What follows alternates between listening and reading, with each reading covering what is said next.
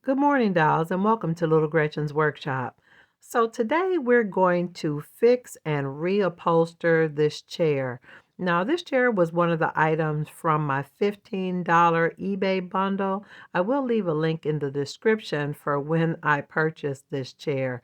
Yes, this chair was a part of a bundle of broken furniture that I purchased, and yes, I did save $15. Now, under normal circumstances, a chair like this would be worth probably $15 or more alone, but because everything was damaged, a little mutilated, they sold it all at a really low price. Now, dolls, I'm showing you my repair process. I'm going to show you the things that happened in the midst of the repair process. But right now, I just want to show you how I began to remove the upholstery. Now, I know some of you dolls mentioned that you like the upholstery that was on it, but I'm kind of freaked out by fabric pieces that I'm not familiar where they've been and how long they've been there. So I definitely feel like I need to change or repair the upholstery. Now, you see what's happening here as I remove the upholstery.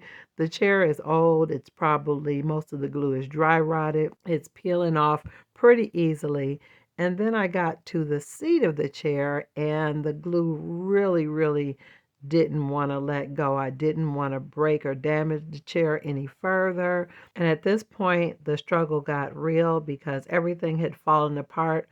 But for whatever reason, this seat cushion did not want to break loose. I was truly losing the battle, so I had to pull out the heavy artillery.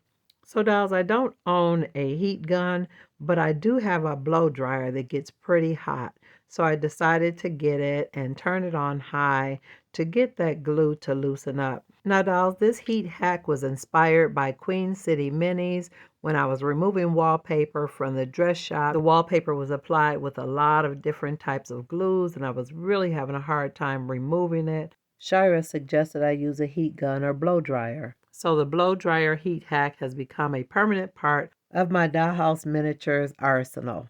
It loosened the glue. Now, some of the wood did splinter and split, but I was able to lift off that old cushion. So I was able to start over with a fresh, clean slate. Thank you, Shira. Now, dolls, I'm leaving all of this footage here because I want you to see some of the crazy things that can happen sometime when you're repairing old furniture. Remember, some of these pieces could be 15, 20, 25 years old, for the glue to just come apart, but most of them it's a clean break. Now, I did have the blow dryer that loosened up some of the glue. At this stage, I just see it as a clean slate, a fresh start, and we're going to make it stronger and better than it was before. Now, dolls, I got this really cool paper cutter thing. I think it was designed for tiny paper projects. I thought I would try it out cutting out my templates, but I defaulted back to my scissors. Now, dolls, you can use just about any type of paper to cut out your templates or patterns, but I thought the watercolor paper was nice and firm. Now, you see me here just tracing out just kind of a rough outline of the shapes of the cushions so that I can start cutting my fabric. Now, dolls, I have a big shout out and thank you to Nessie from Nessie Monster Crafts. She connected with me and we swapped materials or supplies, and I got this beautiful fabric. It's even more beautiful than I imagined. Thank you so much, Nessie. Now that I've done the rough cuts for the upholstery, I need foam. Now, dolls, the foam that I'm using to reupholster this chair came out of the shoulder pad of a blouse. Now, after you cut the foam to the shape of your template, you also want to bevel the corners on your foam so that when you wrap it, it won't be too bulky. So it's time to get to making those cushions. This is the fun part. Now, you definitely want to work on a clean surface. And I do use a little glue spreader. Well, it's actually a cosmetic spatula. So here I'm just simply covering my template with my new fabric for the parts of the chair that don't need foam. Now in this next frame, I'm going to show you a piece of fabric that I did split to add a dart so that the fabric will conform along the curve. So let's start putting these pieces together. Now I did just check and just look along the lines. Most of the breaks were pretty clean. Now I did have some that I had to do some little trimming and shimming, but it's to be expected, dolls. Don't be thrown off or frustrated if you have to make a few modifications to make things work. Now, dolls, I didn't, but it may be a best practice to mark your pieces so you'll know which pieces are which. But for me, in this case, dolls, the chair was a pretty simple design, pretty straightforward, so I didn't mark anything. Now, I did run into a couple parts where, like I said, the breaks were pretty clean, but some of the wood splintered, so I did have to clean it up a little bit. Just be mindful of everything you do. You have to take into account that any type of shaving or sanding of your wood can change the balance of the structure. You know, when you're working with miniatures, millimeters and centimeters are a big deal, so be careful. When you're cutting, use a really sharp blade, and if you're sanding, make sure you use the finest grit possible and don't sand too aggressively. Now, I did use my Gorilla Wood glue because it's really, really great. It's really strong, and it kind of fills in some of the gap between the pieces that you're trying to join. Make sure you clean up any glue spills or any overages because you don't want any of that to be visible in your final result. And then I started the other side of the chair for gluing. Now, after I really got into upholstering the chair, I realized that 4 of the pieces were cut exactly the same size. So I thought this was going to be a really, really quick process because that was for the inside and the outside of the arm. So that all seemed to be pretty straightforward and no big deal. But dolls, I ran into some problems that I didn't anticipate because when I cut my templates, I kind of cut on the outside of the line when I should have cut on the inside because that added at least an extra centimeter all around the perimeter of my template. So then the piece that I needed to glue on the inside of the chair was too big. So I had to trim it down, dolls. It was not a big deal, but I should have thought of that ahead of time. But I guess that's what I get for not measuring. So now that the first arm of the chair has got the upholstery on the inside and it's drying, I'm going to go ahead and add it to the part that I've already glued to the back of the chair. Now, I probably should have gone in some type of sequence. I felt like this was a sequence, both the insides, but I should have done it before I glued the back of the chair together. But again, no worries, dolls. I will have to trim that down as well. Now, I did add quite a bit of glue to the inside of this chair part because I wanted to make sure that it was really flat and really, really secure. Okay, I guess any excuse to use too much glue. Okay. And even though I upholstered the piece too big, I was able to just trim it down and tuck it in there really neatly. The glue did not overspill. It looked really nice and neat. So I was really grateful that it turned out well, even though I didn't measure. Now, dolls, in instances like this, you definitely want to clamp things down. I have these really small clothespins that come in really, really handy for projects like this. Now, when I got done with that, I was allowing it to dry, so I started to work on the back of the chair upholstery. Now, again, I had cut my original piece a little bit too big, so I did have to trim this down as well. Now, dolls, these next couple frames just show me adding the inside and outside panels to the other arm of the chair.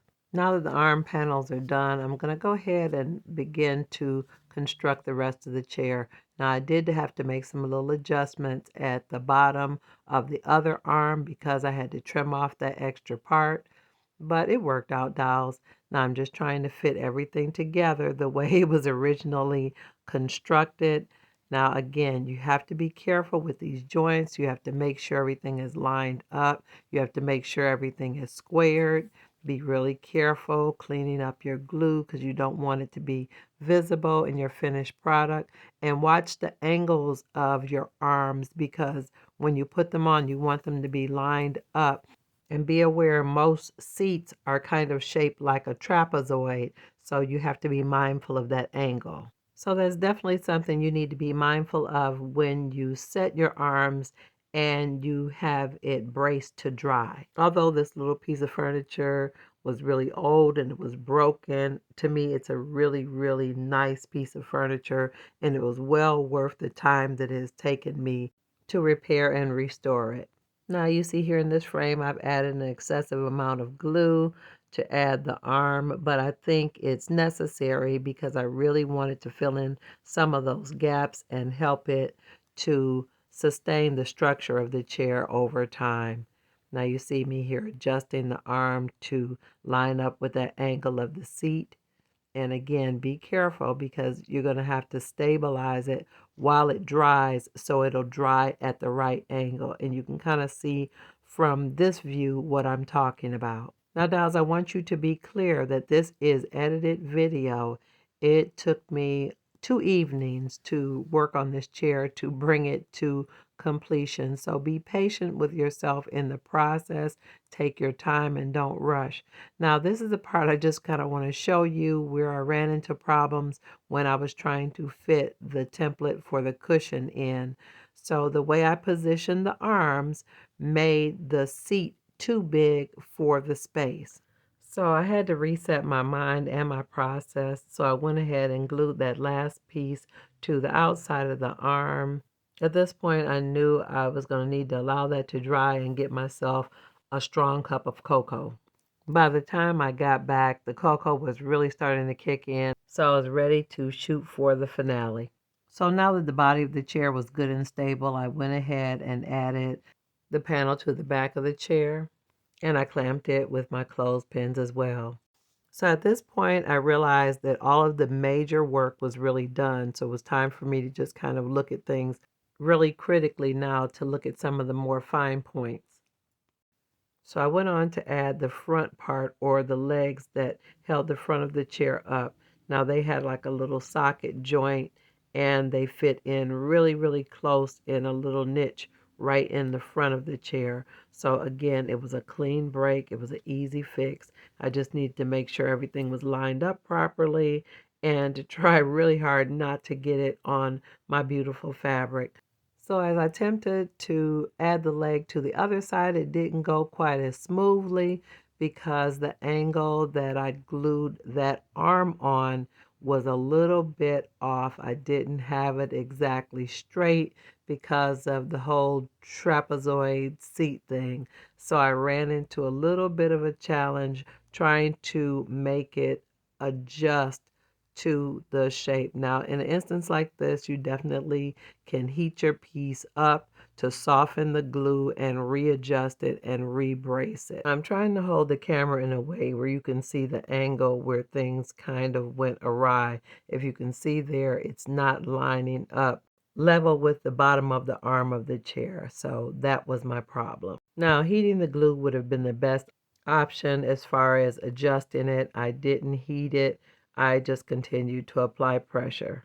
I actually could have risked destroying the chair or breaking the little leg, but thankfully that didn't happen. I was able to get the pieces to line up properly and allow it to dry in place.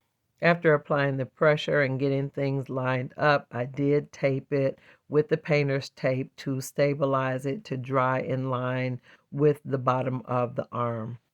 So while the legs and the front of the chair were drying, I went on to fight my final battle, which was the battle of the seat cushion. Now remember in the earlier part I told you because of the way I positioned the arms that the seat cushion wouldn't fit in properly. So this was an instance where I'm using my, well, it's not the finest sandpaper. It's actually pretty coarse because I really needed to grind down the sides of this little wooden trapezoid to make it fit. And because of the changes to the size of the seat cushion, I did have to recut the foam. So dolls, I must admit this was a very delicate dance that I had to do between sanding and shaving off the extra until I got it where the seat cushion actually fit properly and didn't look like an afterthought. So after the cushion was dry and complete, I tucked it in. It fit perfectly. So I went on and cut the foam to the back again. So I added the fabric to the foam for the back cushion, and it turned out really nice. Dolls, at this point, I was really tickled with the look of the chair, and although my stripes don't line up, I don't think the dolls will mind. So I went ahead and added an ample layer of my tacky glue. I didn't use the Gorilla Glue when I added the cushions. I did use my Aleene's tacky glue, and I spread it out nice and thick and added the back cushion. Now notice I added the back cushion in permanently before I put my seat cushion back in. I did clamp it so that that would stay nice and flat. I wanted it to lay. I didn't want it to peel off. And while that was drying, I went ahead and tucked in my new seat cushion, and I thought it looked really nice. It even looked like my lines were lining up. Or maybe that's just me. Now, while the back cushion to the chair was drying, I felt like this was a good time to go ahead and implement an idea I had at the beginning of the chair restoration. Now, some of the edges of the fabric pieces had frayed, and to me, they looked like fringe. And I thought that looked really, really pretty. I thought it would give the chair a really nice, rich, regal look. And so I took those little pieces and I added tacky glue to the edge so that I could hem them. Now, at this point, I was really starting to get excited, dolls. I tried to make sure that at least this part, the stripes were lined up well. And I thought that was going to look really, really nice. So the way I planned to do it was to wrap it around the front, and then I would finish off the short edges on the side. So dolls, I added just a little bit of tacky glue right across that front edge below where my upholstered seat cushion was, and I lined up the stripes and wrapped it all the way around the front side of the chair. Now I did cover up some of the wood, but that's intentional because remember I did have a little problem with one of those legs lining up. And although I lined it up as good as I could, this will be a really great camouflage for that. Now you see here where I've got the two pieces of fabric meeting, and I did the same thing on the other side, lining up the stripes. And after you get the stripes lined up and everything is nice and neat, you trim off the excess and seal it on the back just like the other side. Now, dolls, I was in the final finish and I realized one of the legs was slightly too short. So in order to bring it up to the level of the other legs, I added a little turquoise seed bead and painted it brown to match so that it would look like the other legs. Now, dolls, definitely don't do this. If you decide to add stain to your wood before you reupholster, definitely do it before your piece is all assembled and upholstered because you can risk ruining your piece. Here's a last glance at the old upholstery pieces before I toss them. And dolls, here is my transformed chair. This chair was once old and broken, but it's brand new to me. So many wonderful miniature bargains to be found, and they just need a little TLC. So dolls, you can definitely have a beautiful miniature home, even on a budget. Now, if you've enjoyed this video today, definitely let me know in the comments. Also, like, share, and subscribe. And I'm looking forward to seeing you on the next episode of Little Gretchen's Workshop. Bye-bye now, dolls.